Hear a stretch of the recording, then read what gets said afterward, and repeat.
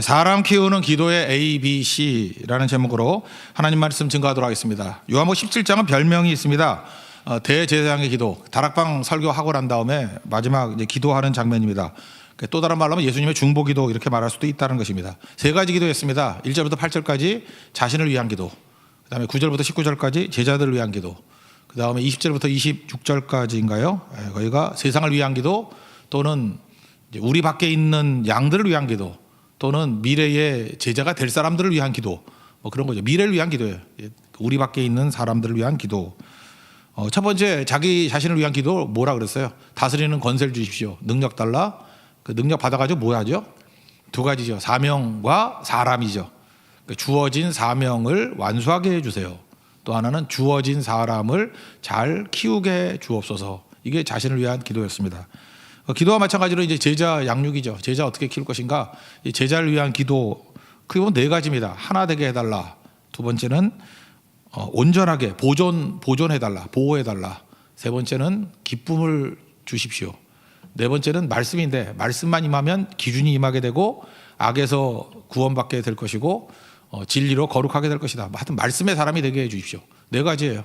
그러니까 하나 되게, 보존되게, 기쁨이 임하게, 말씀의 사람이 되도록, 이렇게 네 가지 제자들을 위해서 기도하고 있습니다. 이건 우리들이 교사들이라든지 뭐 목자가 되시는 분들은 양떼들 위해서 기도할 때 이 네 가지 꼭 기도해야 된다고 생각해요. 하나 되도록, 보존되도록, 기쁨이 넘치도록, 말씀의 사람이 되도록. 자녀들 양육할 때도 마찬가지죠. 기도할 때마다 이 기도해야 돼요. 하나님, 이 사람이, 이 아이들이, 딸이 가는 곳마다 하나 되게 해주시고, 보존되게 해주시고, 절대 기쁨이 넘치게 해주시고, 말씀의 사람 될 수 있도록 도와주옵소서. 그러면 그게 사람을 키우는 거라고요. 오늘 예수님이 기도를 가르치셨다는 얘기는 무슨 얘기입니까? 양육을 어떻게 해야 될 것인지, 그래서 그걸 알려준다는 것입니다. 그래서 기도의 A, B, C, D, 원래 네 가지니까 A, B, C, D가 돼야 되는데 촌스러운 것 같아서 A, B, C. 그렇지만 네 가지예요. A가 뭐예요? 하나됨. B가 뭐예요? 보존함. C가 뭐예요? 기쁨. D가 뭐예요? 말씀이라고. 말씀의 사람이 되게 해주세요. 이 네 가지를 꼭 기도하기를 원합니다. 먼저 그 전제가 되는 게 뭐냐 하면은 예수님께서는 자기에게 주신 제자들을 어떻게 인식했느냐 하는 것들이 중요한 거죠. 그걸 보면 6절에도 내게 주신 사람, 7절에도 내게 주신 것, 오늘 9절 보니까 내게 주신 자들 그랬죠. 첫째, 하나님께로부터 왔다는 거야. 이 사람들이 하나님의 사람이라는 거예요. 근데 내게 잠깐 맡겨줬다라는 거죠. 그러니까 내가 뭘 해야 되죠? 그들을 잘 양육해야겠죠. 그러니까 나는 파이프예요. 나를 통해서 하나님 말씀이 그들에게 흘러가기를 원합니다. 그래서 결국은 그들이 세워지기를 원합니다. 뭐 그런 거겠죠. 그러니까 우리도 마찬가지입니다. 너무 사람들 피곤하게 양육하려고 그러지 말라고요. 내 것을 주려고 그러니까 피곤해지는 거죠. 나를 카피하는 게 아니에요. 하나님의 것인데 내게 맡겨준 거라고. 그러면 그들에게 하나님 말씀을 흘려보내서 하나님 말씀의 사람으로 서게 만드는 것, 그게 양육의 목적이다. 그런 뜻입니다. 그러니까 우리가 창세기 12장에 나오는 복의 통로, 복이다 하는 얘기가 나오겠죠. 하나님께서는 한 사람을 복으로 만드셔서 흘러가서 다른 사람들에게 하나님의 사람으로 만드는 것이 하나님 목적이다. 그게 아브라함을 부르신 목적이고 우리가 아브라함의 후손이잖아요. 우리도 그런 목적으로 부르셨다, 그런 얘기입니다. 9절 10절 한번 읽겠습니다. 시작. 내가 그들을 위하여 비옵나니 내가 비옵는 것은 세상을 위함이 아니요 내게 주신 자들을 위함이니이다. 그들은 아버지의 것이로소이다. 내 것은 다 아버지 것이요 아버지의 것은 내 것이온데 내가 그들로 말미암아 영광을 받았나이다. 그러니까 하나님의 사역을 제일 잘하려고 그러면 어떤 사람이 제일 잘하겠습니까? 내가 죽는 사람이에요. 내가 죽는 사람, 그리고 오로지 하나님의 말씀의 통로가 되는 사람, 그 제일 좋은 사람이죠. 그래서 갈라디아 2장 20절 보면은 내가 그리스도와 함께 십자가에 못 박혔나니 그러지 이전에 내가 사는 것이 아니요 내 안에 그리스도께서 사신 것이라. 이게 제일 좋은 사람이에요. 근데 우린 종종 죽었다 그러는데 죽지 않고 기절된 상태로 발견된다 그러죠.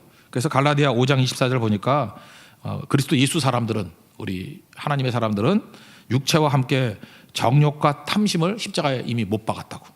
정욕과 탐심을. 그러니까 뭐야? 나 자신이죠. 내 자아가 다 죽었다. 그런 모습이 될 때 제일 잘 쓰임받을 수 있다는 것입니다. 우리도 다른 사람을 양육하게 될 때 우리 예수님 같이 내게 주신 자들이라는 거, 하나님의 것인데 내게 위탁한 자들이라는 생각을 가지고, 그러니까 어떻게 해야 돼요? 예수님의 방법대로 이 네 가지를 중심으로 양육하게 될 때 우리 최선의 제자 양육이 될 수 있다는 걸 깨닫고 많은 제자를 양육할 수 있는 믿음의 종 되기를 바랍니다. 첫 번째는 내게 주신 사람들을 위해서 기도해야 될 게 뭐냐면 하나됨을 위해서 기도하라는 거예요. 참 재밌죠. 우리는 일을 놓고 기도하잖아요. 일 잘하게 해주세요. 그런데 뭐 우리가 노동자도 아니고 뭐 일꾼도 아니고 일이 기도의 1차 목표는 아니에요. 관계죠. 하나님 저들이 하나 되게 해 주십시오. 하나님과 하나 되게, 동역자들과 하나 되게. 그러니까 하나됨이라는 거 이거 너무너무 중요한 거죠. 제가 뭐 1절에도 말씀드렸잖아요. 어떤 분쟁하는 교회 목사님 뭐 새로 부임했다면서요. 하도 궁금해가지고 이렇게 장로님들 하나하나 보니까 다 괜찮은 분들이에요. 근데 이분들이 왜 싸우지? 그래서 물어봤대잖아요. 왜 싸우십니까? 왜 싸웠습니까? 그랬더니 이구동성으로 그러더라는 거예요. 잘해보자고. 그때 깨달았다라는 거예요. 뭐 잘해서 뭐 할 거냐고. 잘하는 게 중요한 게 아니죠. 이제부터 잘하지 맙시다. 화평하기도 좋으니까 잘하지 맙시다. 그래서 무슨 문제가 생길 때마다 뭐 말하려고 그러면 왜 말씀하세요? 그러면 잘하려고. 잘하지 말자니까. 그러니까 말을 안 하는 거예요. 말을. 그죠? 뭐 잘하지 말자는데 뭐. 그러니까 다 입 다물고 한 3년 지나니까 화평이 임하게 되더라는 거예요. 그러니까 어떻게 하면 잘하게 되는 거죠? 말씀 듣고 말씀 앞에 자기가 순종하고 말씀 앞에 나가면은 뭐 잘 되겠죠. 화평이 먼저라는 거, 화평이. 그래서 교회는 분쟁만 없어도 부흥합니다. 분쟁 없으면 게 무조건 성장하게 돼 있어요. 분쟁이 있으니까 다 문제가 되는 거죠. 그러니까 하나 되게 하옵소서. 이거는 사실 제자들을 위한 기도의 1순위입니다. 어떤 가정이 좋은 가정이에요? 하나 된 가정이죠. 화평한 가정. 그런 가정 뭐 행복한 가정이고 능력 있고 힘 있고 그러지 않겠습니까? 그게 첫 번째 기도라는 거예요. 11절 다 같이 읽겠습니다. 시작. 나는 세상에 더 있지 아니하오나 그들은 세상에 있사옵고 나는 아버지께로 가옵나니 거룩하신 아버지와 내게 주신 아버지의 이름으로 그들을 보존하사 우리와 같이 그들도 하나가 되게 하옵소서. 죄의 본질이 무엇입니까? 죄의 본질은 분열하는 것과 싸우는 것과 편가리하는 것 뭐 이런 겁니다. 그러니까 죄는 놔두면요 항상 분열되게 돼 있다라는 것입니다. 그래서 분열되는 모습을 보면서 왜 저러나 그러면 죄가 있기 때문에 그래요. 죄의 내용이 뭐예요? 자기 중심이라니까. 그래서 소유욕, 내가 더 가지려고 그러고 내 이름이 드러나려고 그러고 내가 튀려고 그러고 내가 인정받으려고 그러고 그러다 보니까 권력도 필요하고 뭐 소유욕도 필요하고 난 깔아먹는 것도 필요하고 뭐 다 그런 거 아니겠어요?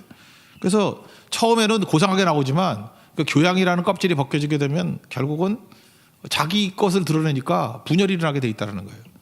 교만한 사람 누가 좋아합니까? 그죠? 자기 드러내면 다 터지게 돼 있어요. 근데 하나님을 중심으로 나아가게 되면 하나 되게 된다라는 것 이거 잊지 마십시오. 그러므로 어떤 단체나 이렇게 가보면요 분명히 성장해야 되는데 성장을 못하는 경우가 있어요. 이유가 뭐냐면 분열의 영이 있기 때문에 그래요. 그 누군가 그 속에 자기를 드러내려는 사람들이 너무 강하게 되면은 이게 문제가 되죠. 그걸 뭐라고 하죠? 공로의식이라고 그러잖아요. 우리 조선시대 때도 개국하고 난 다음에 그런 사람들은 뭐라 그러죠? 그 개국공신 그러죠. 그 개국공신들 있을 때는 잘 안 되죠. 왜 개국공신 있을 때 일이 안 될까요? 마음속에 은근히 내가 최고 공로자야, 내가 이 나라 세웠어, 뭐 이런 마음들이 다 있다라는 거예요.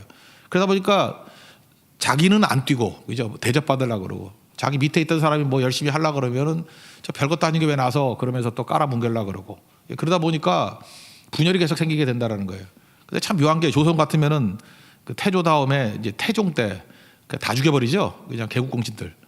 그러고 난 다음에 세종 때 태평성대가 이루어지게 되는 거 아니에요. 그러니까 태종이 피의 왕이다 이렇게 말할 수도 있지만 하여튼 역사는 반복되는 것 같아요. 그 충성 다 하고 난 다음에 꼭 공로의식에 사로잡혀가지고 문제가 되게 만든다고. 그러니까 우리가 무슨 일 해야 됩니까? 충성하고 난 다음에 나는 무익한 종입니다. 하야 할 일을 했을 뿐입니다. 그래야 거기에 꽃이 피고 열매 거두게 된다라는 것입니다. 꼭 그 길로 걸어갈 수 있는 우리 믿음의 종 되기를 바랍니다. 그래서 교회가 성령으로 뜨거워지게 되면요. 자기를 드러내는 것들은 죽게 돼 있고요. 그래서 사람이 변화가 된다고.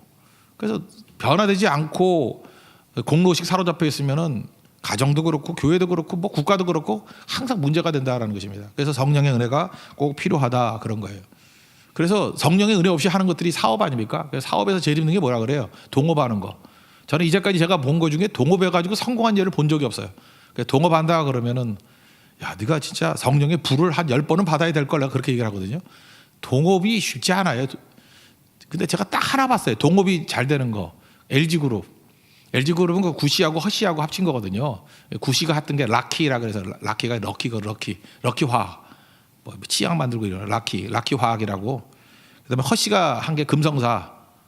둘이 되게 친하게 지내가지고 3대에 걸쳐서 이렇게 동업을 했어요. 아마 세계사에 남을 거예요. 아마 그죠? 이게 LG. 그래서 인화의 LG 그러지 않습니까? 그러다가 3대째 와가지고 그 누구더라? 그분 돌아가시고 난 다음에 갈라지게 됐죠. 한 10년 전쯤에. 그래서 LG 그룹하고 GS 그룹하고 이렇게 나눠지게 모르십니까? 예. 몰라도 돼요. 하여튼간에 그래요. 정말로 그 동업이라는 게 힘들거든요. 왜 그렇습니까? 하나 된다는 게 그만큼 힘든 일이라는 거예요. 그래서 교회 말고 교회에 성령이 충만하게 임하는 거 말고 하나 되면 깨지니까 제국도 다 깨지는 거고 나라도 깨지고 다 그러는 거 아니에요.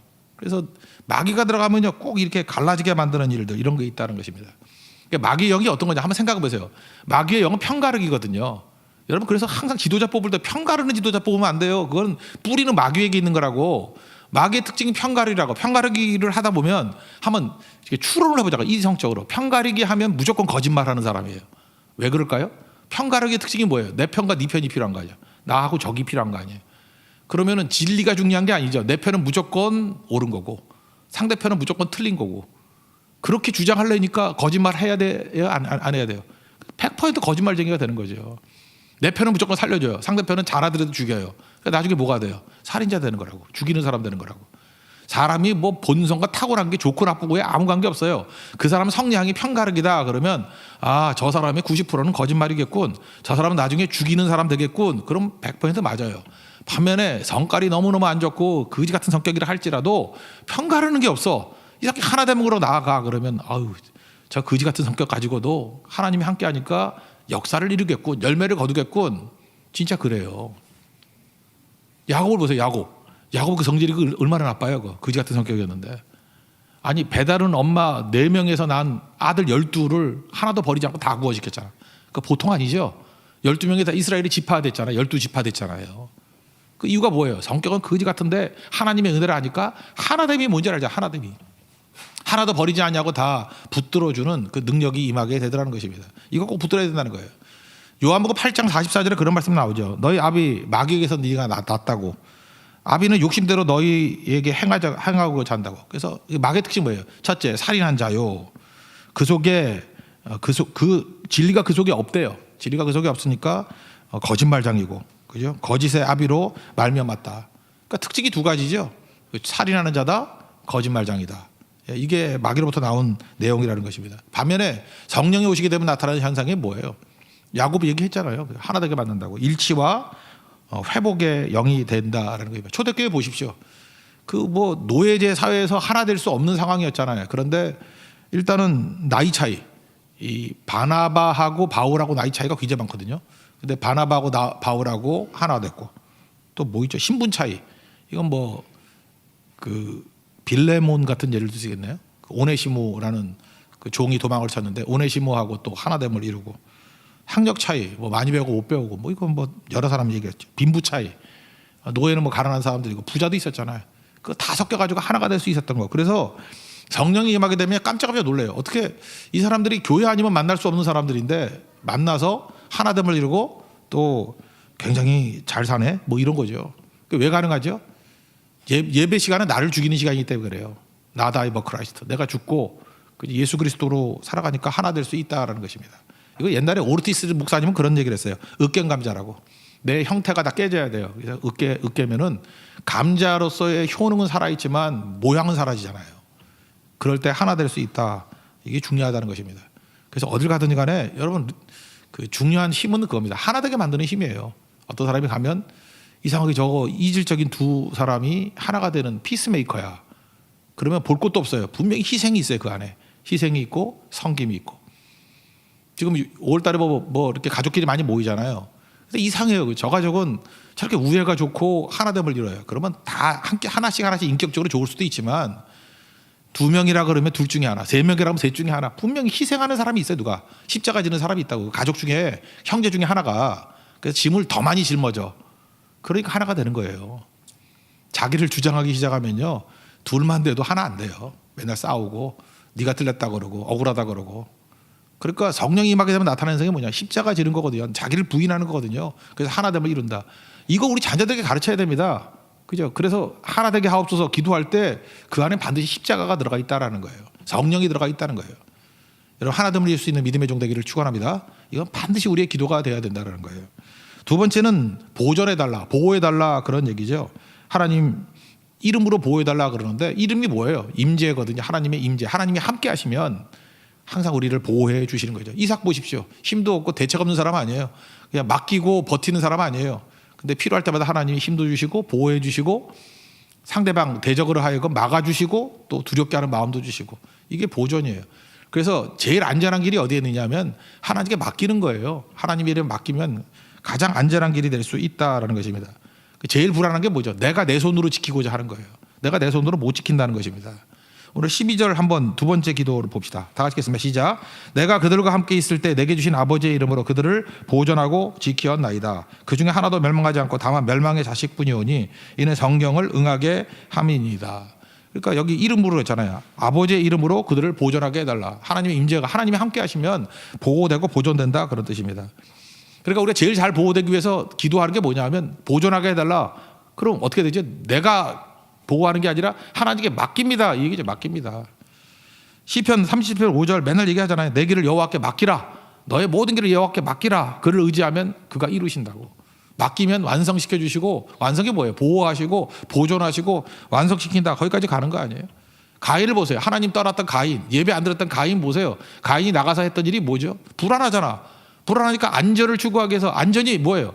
하나님이 보호해 주시기 최고 안전인데 하나님 보호를 구하지 않냐고 자기 힘으로 안전을 구하려고 그랬어요. 그래서 했던 일이 뭐죠? 창세기 4장 17절 보니까 아들 낳고 난 다음에 아들 이름이 에녹이에요.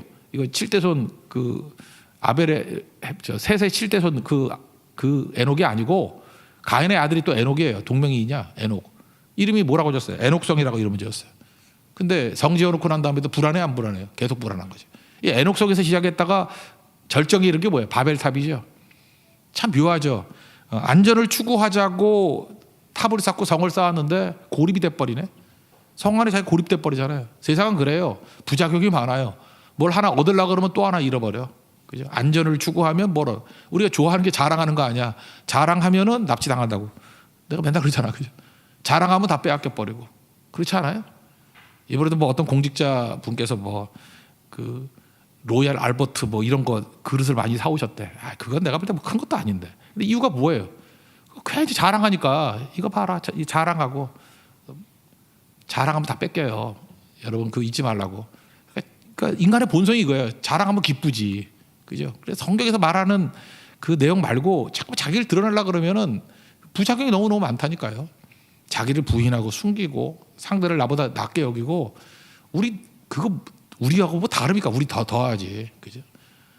사실 그런 식으로 말하면 저도 인도네시아 갔다가 하나 사온 적 있어. 로얄 알버트. 인도네시아는 그 5,000원이면 사요. 5,000원이면. 예. 5,000원이면 산다고. 그래서 각 나라마다 그런 거 있잖아요. 사실 내가 솔직한 얘기인데 달람 예수를 내가 어저께 불렀거든. 그저께인가? 아니요. 이게 찬양을 했는데 이유가 뭐냐면 갑자기 그 기사를 보니까 인도네시아 생각나더라고.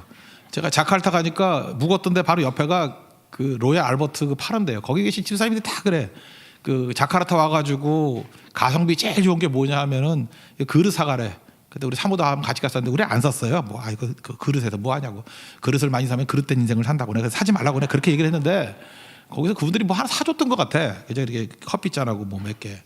다 합쳐봐야 2만 원도 안 되더라고. 진짜 싸더라고. 그래서 내가 하도 궁금해가지고 그때 그 받아왔던 거 이렇게 사진 있는 걸 한국에서 봤더니 거기서 5,000원 주고 샀는데 한국에는 10만 원이더라고.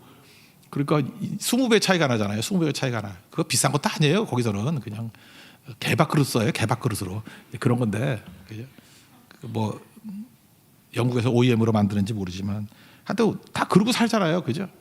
그러니까 우리가 볼 때 뭐 어때요? 뭐 자기가 생각할 때는 지금 다시 원론으로 돌아가면 자기가 생각할 때 뭐 자랑하고 좋다 그러고 막 이러는데 인간이 하는 모든 일들은요 딱 부작용이 있어. 좋은 것도 플러스가 있지만 반드시 마이너스가 생긴다고. 근데 하나님 말씀대로 살면요 이 부작용이 없어요. 부작용이. 그 부작용이 없다는 말씀 뭐 여러 군데 나오잖아요, 그죠? 야고보서에도 나오죠. 1장 17절에 온전한 선물이 다 위로부터 온다고. 하나님은 변함도 없으시고 회전하는 그림자도 없다. 이게 뭐예요? 부작용이 없다, 그런 뜻이고. 잠언 10장 22절 맨날 말씀하잖아요. 하나님이 주신 복은 우리를 부유하게 만들고 근심을 겸하여 주지 않는다고. 또 무슨 얘기예요? 부작용이 없다.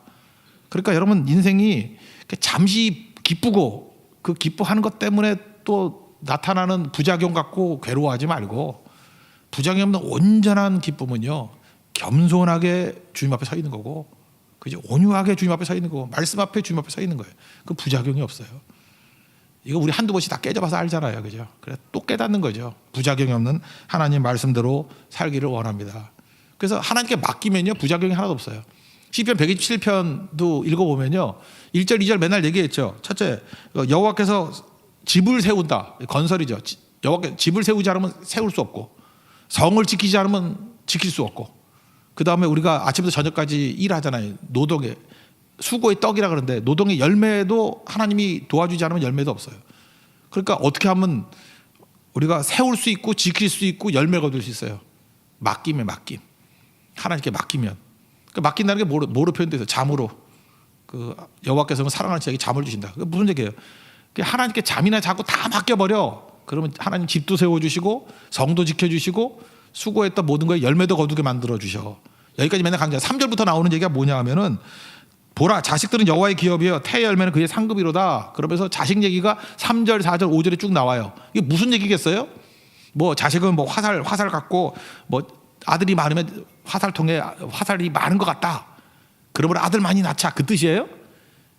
3절 4절 5절 보면 시편 127편의 그 뒷부분의 얘기는 뭐냐 하면은 자식들조차도 하나님께 맡겨야 하나님의 손에 있는 무서운 화살이 되는 거야. 그 얘기예요. 네 손에 붙들고 있으면 자식이 반푼이 돼. 하나님께 맡기면은 전통에 가득한 화살 된다고. 하나님께서 위대하게 쓰시는 화살 된다고. 맡겨야죠, 맡겨. 그러니까 우리 제자 양육할 때도 할 일이 뭐예요? 하나님께 맡깁니다. 보존해 주세요. 그래서 우리 뭐 목사님이라든지 우리 간사들이라든지 하는 일이 뭐예요? 자꾸 내 사람 만나려고 그래가지고 내가 맨날 전화하고 내가 만나가지고 밥 먹고 내가 뭐 하고 내가 백날 해봐야 뭐가 될 거예요? 계속해서 그들을 하나님께로 이렇게 이끄는 중매자가 돼야 돼요. 중매자. 하나님께 맡기는 거. 그래서 최고의 중매자는 뭐냐? 밖에서 밥 100날 먹어야 소용없어요. 밖에서 밥 100 먹는 것보다 예배 한번 나오게 만드는 게 양육이라고. 밖에 나가서 100날 뭐 2시간 3시간 전화 걸면서 수다 떠는 게 사람 살리는 게 아니고 교회 와서 30분 기도하게 만드는 거, 그게 사람 살리는 거예요. 그리고 내가 무슨 뭘 양육을 하긴. 성교 한번 같이 끌고 가서 같이 성교하는 모습에 동참하게 만드는 거, 그게 맡기는 거거든요. 우리 자녀들도 마찬가지예요. 자녀들도 예배 드리고 나오는 게 자녀 키우는 거예요. 예배 안 나고 뭐 나가서 놀긴 하고 이러면 여러분들이 아무리 잔소리가 아무리 비싼 과외비 갖고 뭐 한다 할지라도 인물 안 나와요, 절대로. 하나님 손에 있을 때 보존되고 인물이 나오는 거지. 그러니까 세상에 제일 쉬운 게 그거예요. 하나님이라는 마스터피스가 계셔요. 그죠? 이게 최고 걸작품 되시는, 걸작을 만드시는 분이 계세요. 그죠? 그분에게, 이 마에스트로에게 갖다 주면 마스터피스가 나올 거 아니에요. 그죠? 그 최고의 것이 나올 거 아니에요. 주님께 맡기는 거예요. 다 맡기는 거. 우리가 안식 잘하는 이유가 뭐예요? 내가 하니까 아무리 다 안 돼. 그래서 70%좀 대충 그려놓고 하는데, 그림 되게 잘 그리는 사람 맡기면 되잖아. 그 주님이 걸작품으로 완성시켜 주시고. 그래서 우리는 항상 걸작의 인생을 사는 거예요. 왜? 하나님이 계시기 때문에.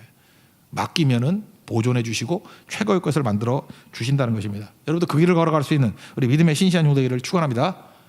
세 번째 기도 내용은 뭐냐 하면 기쁨이에요. 절대 기쁨 달라고. 이거 13절 읽겠습니다. 시작. 지금 내가 아버지께로 가오니 내가 세상에서 이 말을 하옵는 것은 그들로 내 기쁨을 그들 안에 충만히 가지게 하려 함이니이다. 그러니까 하나님이 주신 기쁨은 이게 뭐 쾌락, 물질적인 거, 일시적인 거 이런 게 아니라 절대 기쁨 이런 거죠. 천국의 기쁨, 부활의 기쁨, 뭐 성령의 기쁨 이런 거라고요. 누구도 빼앗을 수 없는 기쁨. 이거 고갈되지 않는다 그럴 때 성경에 많이 표현하는 것이 웅덩이하고 샘이에요. 웅덩이는 물이 고여 있는 거죠. 고인 물이가 썩지. 샘은 어떻게 되죠? 밑에서 솟아나는 거. 그죠? 생수가 솟는 거예요. 솟는 거. 그래서 고갈이 안 되는 거잖아요. 하나님의 기쁨은 우리 세상 기쁨이라는 게 뭐 간단한 거잖아. 아까도 얘기했잖아요. 하나가 기쁨은 부작용이 있다고. 그죠? 로얄 알버트 사면은 기쁨이 있지만 그것 때문에 또 뭐 욕먹고 하면 또 슬픔이 오잖아. 근데 샘 솟는 기쁨은 그렇지 않아요. 이건 누가 드러낼 필요도 없어. 하나님 주시는 절대 기쁨이에요. 절대 기쁨. 누구도 빼앗을 수 없는 기쁨. 그래서 샘하고 웅덩이로 비교하기도 하고요. 또 하나 이건 뭐 공급이라고 얘기하면 모세의 불타는 떨기나무 그런 거 있죠. 불이 타는데 그러면 재가 돼야 되잖아요. 타지 않는 떨기나무예요. 타지 않는. 이게 무슨 뜻이죠? 고갈되지 않는 거라고. 그러니까 하나님께서 우리에게 기쁨을 주실 때는 공급이거든요. 계속 주님께서 샘솟듯이 주는 기쁨, 샘솟듯이 주시는 공급이에요. 그리고 불이 붙었는데 고갈되지 않아요. 그래서 성령과 함께 일을 하게 되면 지치지 않아요. 우리 일을 하면 할수록 힘차게 되는 거죠. 여러분 그래서 그런 거 있잖아요. 이게 좀 모순이 될 수도 있지만 주일이 힘들죠. 이렇게 예배 다 드리고 하면, 그죠? 근데 예배를 힘들게 드리는 사람이 있는 반면에 예배가 너무 기뻐가지고, 그러니까 제 혼자 주관적인 판단인지 모르지만 되는 교회 안 되는 교회의 특징이 뭐냐면 월요일 새벽기도 제일 많이 나올 때가 되는 교회야. 그러니까 주일에 힘을 얻으니까 힘이 펄펄 나가지고 월요일 새벽기도 제일 많이 나오고, 월요일에 담임 목사부터 시작해서 다 뻗는 교회들이 있어요. 오후 4시까지. 그거는 노동으로 한 거라고, 노동으로. 뭐가 없죠? 뭐 딱 하나가 없는 거예요. 기쁨이 없는 거예요. 하나님 주신 절대 기쁨. 그거 있으면은 안 지치죠. 여러분 혹시 그 TV 보고 막 이랬을 때 피곤하지 않아요? 예배 드릴 때가 덜 피곤하지 않아요? 이게 하나님 주시는 절대 기쁨일 수 있다는 거죠. 기쁨이 있으면요 이해가 돼요. 이해가 안 되는데 기뻐해 보세요. 여러분 공부 못하는 이유가 기쁨이어서 그래. 기쁘면요 막 이해가 돼. 그래서 중고등학교 다닐 때도 뭐 자기가 좋아하는 선생님 오면은 이해 잘 되잖아. 심지어 수학이 재밌잖아요. 물론 경험이 안 되겠지만, 그죠? 자기가 좋아하는 선생님이 수학 선생님이야. 그럼 수학도 재밌다고. 그게 이해가 돼 막. 기쁘면 이해가 되고요. 기쁘면 이길 수 있어요. 기쁘면 버틸 수 있고. 옛날 얘기인데, 옛날에 그 중동에 많이 그 보낼 때 있지 않습니까? 중동에 뭐 이렇게 노동자들 많이 보냈을 때, 그때 남편이 중동 가 있고 이제 한국에서 이렇게 아이 둘 데리고 있던 여자분 계셨어요. 가 보니까 뭐 조그만 아파트인데, 옛날 주공 아파트 18평짜리 아파트 있었거든요. 조그만 방에. 근데 뭐 그 갖고 오기 전에는 뭐 연탄 떼고 그런 아파트도 있었어요 옛날에. 지금은 상상을 못 하겠지만, 가보니까 뭐 이렇게 뭐죠? 그 연탄재, 문 앞에 연탄재도 이렇게 쌓여 있고, 가보니까나 거지도 그런 거지가 없어. 유리창 다 깨져 있고 벽지 뭐 더럽고.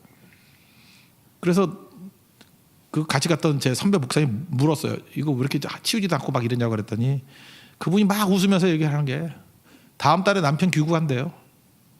그러면서 일부러 도배도 안 하고 청소도 안 하고 있대. 왜냐? 당신 없을 때 내가 애 둘 키우면서 얼마나 고생했는지를 보여주려고. 그러면서 싱글벙글하면서, 진짜 더러워 보이죠? 힘들어 보이죠? 근데 기억나요, 그죠? 힘들어 보이죠? 더러워 보이죠? 이 정도면 고생한 티가 나죠? 하나도 괴로워하지 않아요. 왜? 이제 사랑하는 남편이 한 달 있으면 온다는 거예요. 와가지고 내가 남편 그리워하면서 이게 애들 키우면서 이 고생을 했던 거 같이, 남편을 같이 도배하겠대. 같이 치우겠대. 그 기쁨. 그러니까 기쁨은요, 절대 기쁨은 견디게 하는 힘이 있어요. 반면에 뭐 돈 많아서 천만금이 있어 보십시오. 뭐 버림받고 상처 입고 이러면 그 한이 우울하고 절망의 자리가 될 수도 있는 거죠. 그러니까 제자들 위해서 뭘 기도하겠어요? 하늘의 기쁨 달라고. 하나님 기쁨이 충만해서, 기쁘면 이해할 수 있고, 기쁨은 이길 수 있고, 기쁨은 계속할 수 있어요. 기쁨의 능력을 달라 이렇게 구하고 있다라는 것입니다. 심지어 그런 것 같아요. 기쁘면 아프지도 않은 것 같아. 저는 옛날에 축구 많이 했었는데, 저 축구 잘 못하지만 어떤 때는 골을 넣을 때도 있잖아. 결승골 같은 거. 근데 제가 이렇게 결승골을 넣었는데 상대방의 그 무식한 놈이 와가지고 제 종단지를 걷어차가지고 내가 아파 죽는 줄 알았어. 근데 아픔을 못 느꼈어요. 내가 결승골을 넣었다라는 그 영웅심에. 집에 가서 아파 죽는 줄 알았지만 하여튼 그때 잘 몰랐어요. 그런 거예요. 그런 거 인생이. 기쁨이 오면 잠시 그게 엄청난 고통인데도 불구하고 모르는 거예요. 제가 이렇게 종단지에 스파이크 자국이 남을 정도로 바뀌었다고. 이렇게 뭐 피도 안 났는데 그 스파이크 자국이 꽉꽉 찍혀가지고 그 몇 달 간 것 같아요. 근데 모르겠더라고, 아픔을. 기쁨이 그런 거라고. 세상에서 아무리 힘들고 어려움이 있다 할지라도 하나님이 주시는 절대 기쁨을 통해서 여러분들 능히 승리할 수 있는 하나님의 종 되기를 축원합니다. 마지막 네 번째는 이거예요. 말씀의 사람이 되게 해달라고. 여기 거룩이란 말이 되게 많이 나오는데, 거룩은 뭐죠? 구별됨이죠. 구별됨이 뭐예요? 너하고 나하고 다르다라는 거잖아요. 거룩한 삶을 산다는 건 뭐냐면 세상과 다른 삶을 산다는 그런 뜻이에요. 근데 거룩이라는 건 간단한 거죠. 여러분 지금 여기 크리스찬들하고 난 크리스찬들하고 막 섞여 살잖아요, 세상에서. 그러면 구별이 돼야 된다는데 뭐로 구별을 해요? 뭐 자동차에다가 뭐 이렇게 물고기 마크 붙이고 다녀야 되나? 뭐 성경책 이렇게 들고 다녀야 되나? 요즘에 뭐 스마트폰 들고도 안 다니잖아. 그 어떻게 해야지 예수 믿는 티가 나죠? 구별됨이라는 게 외형이에요? 아니라는 거예요. 성경에서 말하는 구별됨은 딱 하나예요. 말씀이라는 거예요. 말씀. 막 섞여 있다가 양 얘기를 하죠. 요한복음 10장 2절, 3절부터 5절까지 보면은 양들이 막 섞여 있어요. 그때 목자가 양을 부르는 거야. 양을 누구누구야. 이름이 다 있대요. 이름이.